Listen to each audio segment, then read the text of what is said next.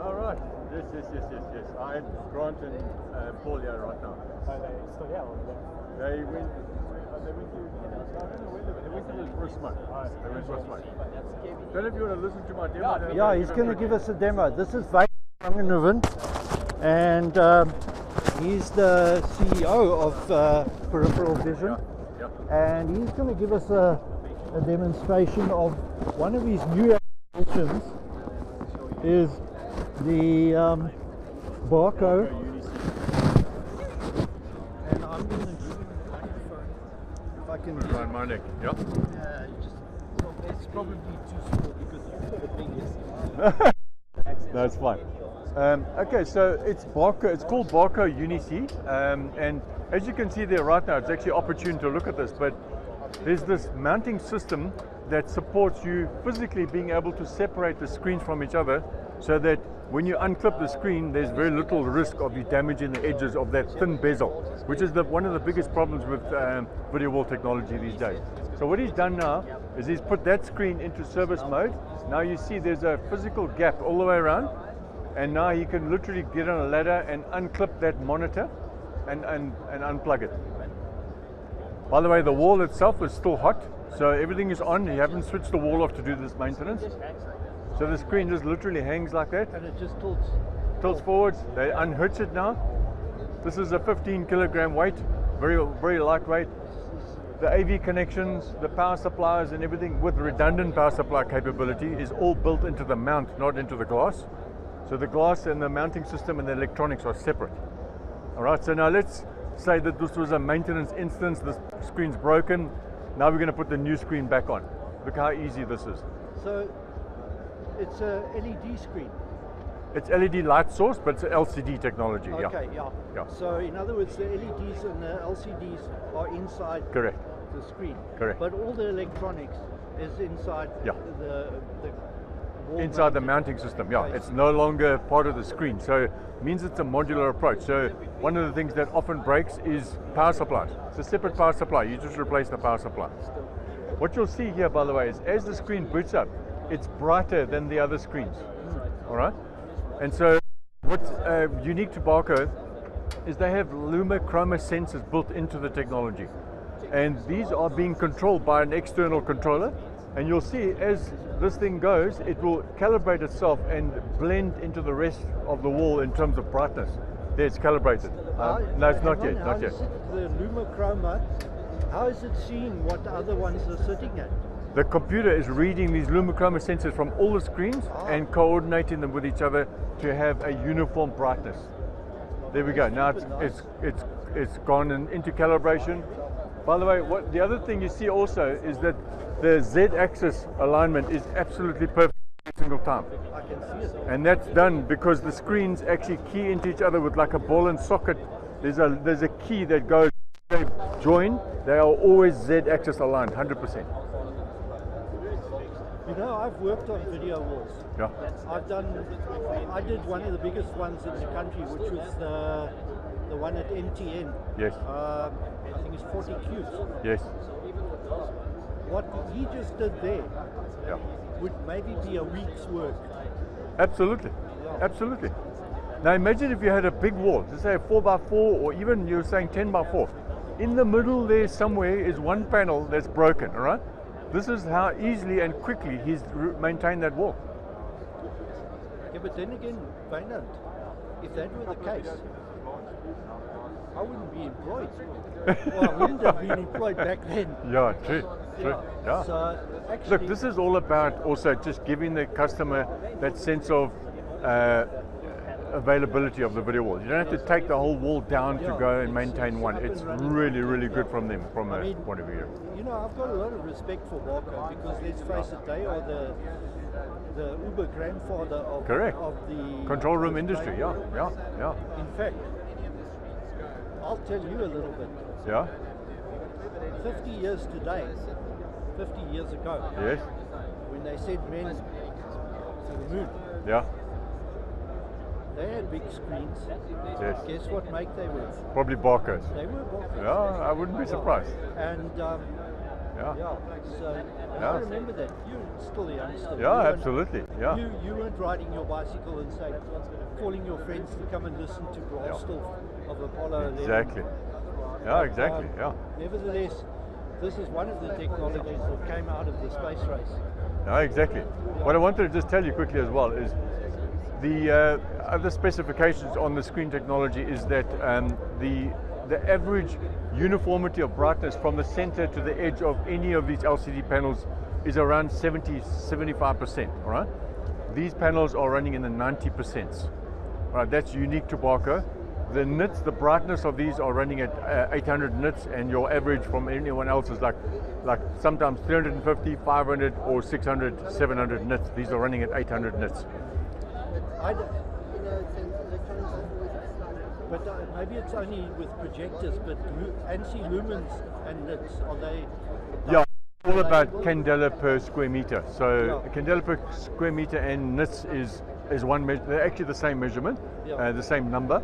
But if you want to do, what did you call it again? ANSI lumens. ANSI lumens is a reflected brightness, whereas this is a light source. Transmitted brightness. This is referring to screens, display screens, whereas ANSI lumens is projected screens. Exactly, yeah.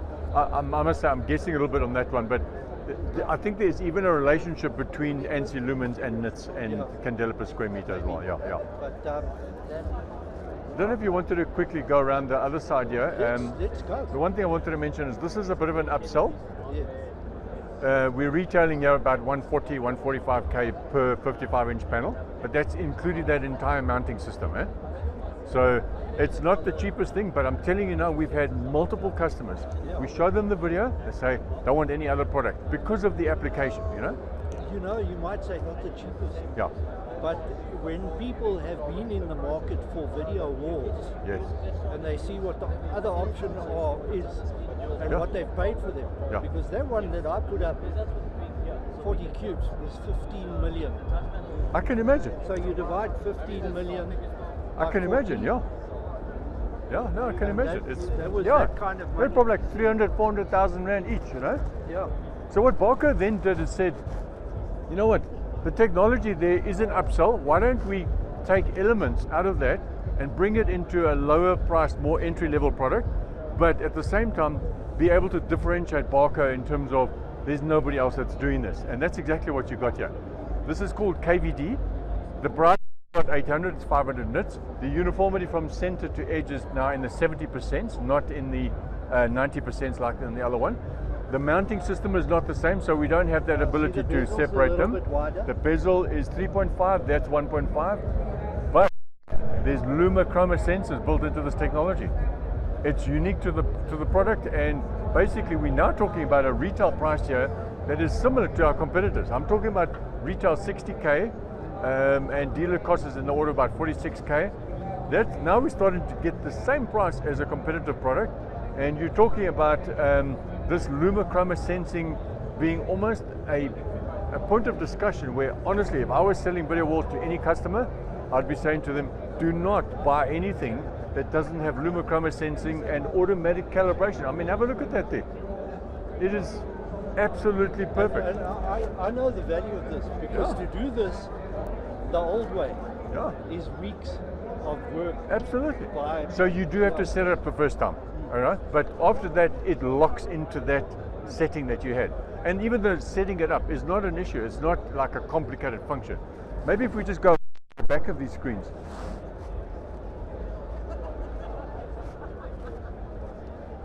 Is the modular approach on all of them again. So that's, remember we mentioned about the power supplies and AV connections off screen? Well, it's actually the same here. Power supplies and AV connections are modules, which once again, from a maintenance point of view, if something breaks, and typically it's the power supply, you just replace the power supply. And then the last version is LVD, which is exactly the same as KVD, except the gap is 1.8 mils and this is 3.5 mils. And that is now retailing for about 80k. So it literally creates a spread of products. And if you combine this with Barco's rear projection cube technology, they're running RGB laser light source. Now we're talking 300 to 500k per box. It's 70 inch. And there are applications where customers say, that's what I need, because it needs to be 24/7 times 10 years. Yeah. You weren't riding your bicycle and say, calling your friends to come and listen to blast off of Apollo 11. Exactly. Yeah, exactly. Yeah. Nevertheless, this is one of the technologies that came out of the space race. No, exactly. What I wanted to just tell you quickly as well is the other specifications on the screen technology is that the average uniformity of brightness from the center to the edge of any of these LCD panels is around 75%. All right, these panels are running in the 90%. All right, that's unique to Barco. The nits, the brightness of these are running at 800 nits, and your average from anyone else is like sometimes 350, 500, or 600, 700 nits. These are running at 800 nits. But maybe it's only with projectors, but ANSI lumens and nits, are they? Yeah, all about candela per square meter. So candela per square meter and nits is one measure. They're actually the same measurement, the same number. But if you want to do, what did you call it again? ANSI lumens. ANSI lumens is a reflected brightness, whereas this is a light source. Transmitted brightness. This is referring to screens, display screens, whereas ANSI lumens is projected screens. Exactly, yeah. I must say I'm guessing a little bit on that one, but I think there's even a relationship between ANSI lumens and nits and candela per square meter as well. But I don't know if you wanted to quickly go around the other side here. Let's go. The one thing I wanted to mention is this is a bit of an upsell. Yeah. We're retailing here about 140, 145k per 55-inch panel, but that's including that entire mounting system. So it's not the cheapest thing, but I'm telling you now, we've had multiple customers. We show them the video, they say, don't want any other product because of the application, you know? You might say not the cheapest. Yeah. But when people have been in the market for video walls, and they see what the other option is, and what they've paid for them, because that one that I put up, 40 cubes, was 15 million. I can imagine. So you divide 15 million. I can imagine, Yeah, no, I can imagine. That was that kind of money. They're probably like 300, 400,000 rand each, you know? Yeah. So what Barco then did is said, you know what, the technology there is an upsell. Why don't we take elements out of that and bring it into a lower priced, more entry level product, but at the same time be able to differentiate Barco in terms of there's nobody else that's doing this. And that's exactly what you got here. This is called KVD.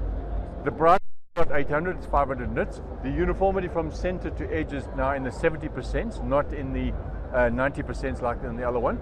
The mounting system is not the same, so we don't have that ability to separate them. The bezel is 3.5, that's 1.5, but there's Luma chroma sensors built into this technology. It's unique to the product, and basically we're now talking about a retail price here that is similar to our competitors. I'm talking about retail 60k, and dealer cost is in the order of about 46k. Now we're starting to get the same price as a competitive product, and you're talking about this Luma chroma sensing being almost a point of discussion where, honestly, if I was selling video walls to any customer, I'd be saying to them, do not buy anything that doesn't have Luma chroma sensing and automatic calibration. I mean, have a look at that thing. It is absolutely perfect. And I know the value of this, because to do this the old way is weeks of work. Absolutely. So you do have to set it up the first time.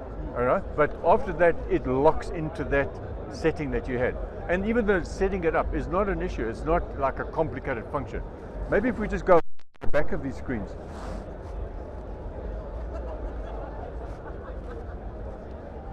Is the modular approach on all of them again. So that's, remember we mentioned about the power supplies and AV connections off screen? Well, it's actually the same here. Power supplies and AV connections are modules, which once again, from a maintenance point of view, if something breaks, and typically it's the power supply, you just replace the power supply. And then the last version is LVD, which is exactly the same as KVD, except the gap is 1.8 mils and this is 3.5 mils. And that is now retailing for about 80k. So it literally creates a spread of products. And if you combine this with Barco's rear projection cube technology, they're running RGB laser light source. Now we're talking 300 to 500k per box. It's 70 inch. And there are applications where customers say, That's what I need, because it needs to be 24/7 times 10 years, which is exactly what we're talking about with that technology.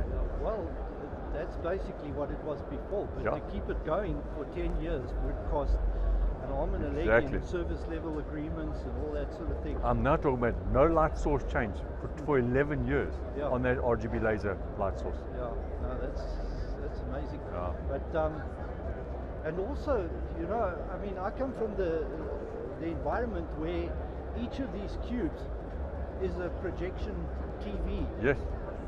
Yeah. Okay, they were doing 67 inches. Yes. These things were massive, and each one's got a projector inside it with lamps and. Yeah, my exactly, goodness, yeah, That yeah. was flipping amazing. Great, man. Thank you very But, much. Thanks, eh? And I'm going to say thank you, Wynand, and Pleasure, man. yeah. Which is exactly what we're talking about with that technology. Well, that's basically what it was before, but Yeah. to keep it going for 10 years would cost an arm and a leg Exactly. in service level agreements and all that sort of thing. I'm now talking about no light source change for 11 years Yeah. on that RGB laser light source. Yeah, no, that's amazing. Yeah. But and also, you know, I mean, I come from the environment where each of these cubes is a projection TV. Yes. Yeah. Okay, they were doing 67 inches. Yes. These things were massive, and each one's got a projector inside it with lamps and. Yeah, my exactly, goodness, yeah, That yeah. was flipping amazing. Great, man. Thank you very But, much. Thanks, eh? And I'm going to say thank you, Wynand, and Pleasure, man. yeah.